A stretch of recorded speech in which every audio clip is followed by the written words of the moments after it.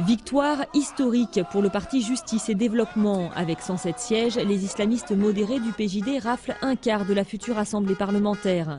Le parti de l'Istiklal arrive second avec 60 sièges.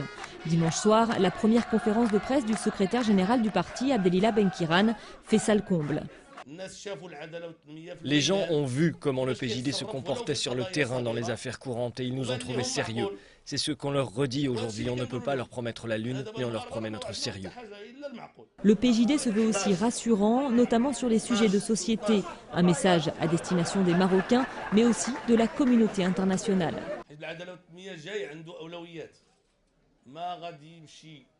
Le PJD a des priorités. Il ne va pas se chamailler avec ceux qui boivent de l'alcool ou celles qui veulent s'habiller comme ci ou comme ça.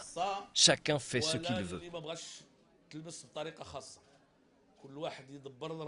Au même moment, le mouvement du 20 février défile dans les rues du royaume. Depuis 9 mois, les militants demandent des réformes politiques profondes et à Rabat, certains d'entre eux font part de leur inquiétude après la victoire des islamistes. Avec la montée du PJD, la situation de la femme va se dégrader davantage.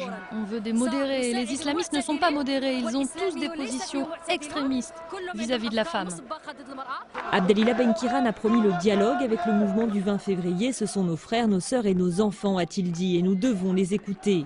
Politisés ou pas, les attentes des Marocains sont grandes et ils le font savoir.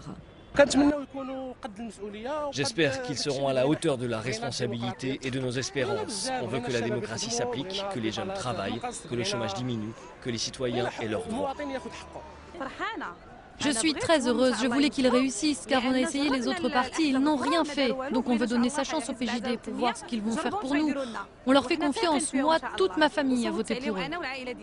Reste maintenant à savoir avec quel parti les islamistes feront alliance pour gouverner. Réponse dans quelques jours. Il revient d'abord au roi Mohamed VI de nommer le nouveau Premier ministre au sein du parti islamiste, une nomination qui pourrait intervenir dès mardi.